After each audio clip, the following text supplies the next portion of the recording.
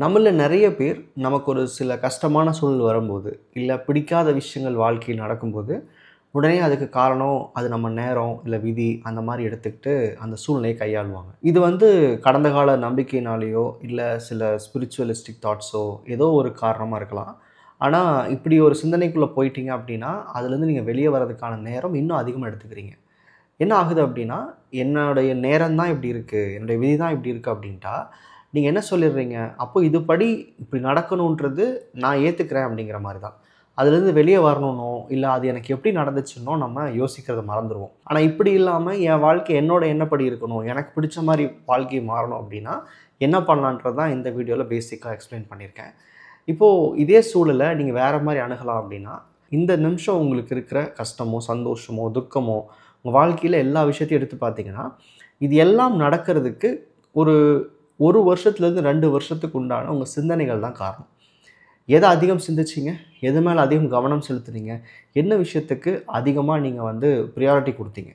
இதனுடைய விளைவு தான் இன்னைக்கு இருக்கிற நம்முடைய health, wealth, money, relationship, career இதனுடைய அளவுகோல் எல்லாமே. நம்ம நேரம், விதியெல்லாம் தாண்டி, நம்ம சிந்தனை நம் வாழ்க்கைய எடுத்துட்டு போகுது. அடுத்த கட்டத்துக்கு கொண்டு போகுதுன்றத புரிஞ்சுக்கணும். இந்த மேனிஃபெஸ்டேஷன் ஒரு விஷயம் சொல்லுவோம். நம்ம நெனச்சது நடக்கும்ன்றோம்ல. அப்ப நல்லது நடக்கும்போது ஏத்துக்கிறோம். ஆனா, அதே தப்பான ஒரு விஷயம் நடந்தா அதுக்கு நம்ம காரணம் இல்லன்றோம். என்னைக்கு நம்ம வாழ்க்கையில் நடக்கிறது நல்லதோ, கெட்டதோ அதுக்கு நம்ம தான் காரணம்னு ஏத்துக்கிறோமோ, புரிஞ்சுக்கிறோமோ, அப்பதான் உங்களால எந்த ஒரு சூழலையுமே கடந்து அடுத்த நிலைக்கு போ முடியும். அந்த இடத்துல நம்ம மேல தவறு இல்ல. இது வெறும் விதியினாலயும், நேரத்தினாலும் நடக்குதுன்னு சொல்லிட்டீங்கன்னா, அத நீங்க சரி செஞ்சுக்கிறக்கான வாய்ப்பு கிடைக்காது. ஸோ இங்க மேனிஃபெஸ்டேஷன்றது நம்மளுடைய சிந்தனைகள், நம்மளுடைய உணர்வுகள் இதன் மூலமா ஏற்படக்கூடிய வெளிப்பாடு தான் அப்படின்றது தான் இங்க புரிய வைக்க நான் ட்ரை பண்றேன். சரி, இப்ப எனக்கு ஒரு கஷ்டத்துல இருக்கேன். ஒரு பிரச்சனையில இருக்கேன். இந்த சிந்தனைய எடுத்துக்கிட்டு எப்படி மாத்துறது அப்படின்னா, இங்க நீங்க புரிஞ்சுக்கிறதுக்காக ஒரு சின்ன எக்ஸாம்பிள் சொல்றேன். ஒரு வீட்டோட செவுரு வெள்ள கலர்ல இருக்கு. அந்த செவுர நான் கலர் மாத்தணும்னு நெனைக்கிறேன். ஒரு பச்சை கலர் அடிக்கணும்னு நெனைக்கிறேன். ஸோ வெள்ளையா இருக்கிற இடத்தின் மேல பச்சை அடிக்கிறது ரொம்ப ஈஸி. ஸோ ஒரு கோட் குடுத்தீங்கன்னா, ஆட்டோமேட்டிக்கா கலர் மாறிடும். ரொம்ப ஈஸியா மாத்திடலாம். ஆனா, நம்ம இன்னைக்கு இருக்கிற சூழல்ல நெறைய பிரச்சனைகள் பார்க்குறோம். எமோஷனல் ட்ராமாஸ் பார்க்குறோம். சில லாஸ் பார்க்குறோம். கவலைக்குள்ள இருக்கோம் அப்படின்னா, இப்போ ஒரு எக்ஸாம்பிள்க்காக சொல்றேன். அந்த செவுரு சிவப்பு கலர்ல இருக்கு. இத நீங்க பச்சை கலர்ல மாத்தணும்னு நெனைக்கிறீங்க.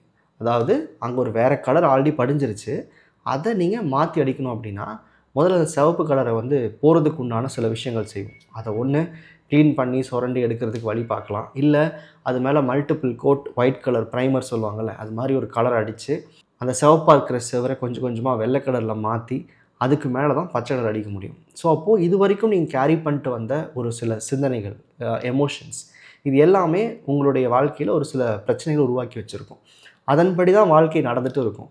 இங்க மேனிஃபெஸ்டேஷன் அதாவது லா ஆஃப் அட்ராக்ஷன் இந்த பிராக்டிஸ்க்குலாம் வரீங்க அப்படின்னா, 3லேருந்து ஒரு 4 மாசம் ரொம்ப வொர்ஸ்ட்டான பிரச்சனைகள் கூட ஒரு 5 மாசத்துக்குள்ள உங்களுடைய சுய சிந்தனைகள மாத்திக்கிறதன் மூலமா, இந்த பயிற்சிகள்னாலயும் நீங்க இதுவரைக்கும் அடிச்சு வச்சிருக்கிற அந்த சிவப்பு கலர் பெயிண்ட்ட பச்சை கலரா மாத்த முடியும். அதாவது நமக்கு கஷ்டம் குடுத்த சிந்தனைகள்ல இருந்து விலகி, நமக்கு என்ன சந்தோஷம் குடுக்குமோ, எது நம்ம வாழ்க்கைய முன்னோக்கி கொண்டு போகுமோ, அந்த சிந்தனைகள ஏத்துக்கிறதுக்கு 3லேருந்து 4 மாதம் ஆகும். ஸோ இங்க நீங்க புரிஞ்சுக்க வேண்டியது, என்னுடைய சிந்தனை என் வாழ்க்கைய மாத்துது. நான் எப்படி இருக்கிறனோ, அதனோட விளைவு தான் என் வாழ்க்கை இருக்குதுன்றத பயிற்சிகள் மூலமா நீங்க புரிஞ்சுக்க முடியும். ஸோ இங்க வாழ்க்கைய முன்னோக்கி கொண்டு போணுமா, இல்ல இருக்கிற பிரச்சனைகள ஏத்துக்கிட்டு இதே சிந்தனைகளோட வாழணுமான்றத முடிவு பண்ணிக்கோங்க. நன்றி.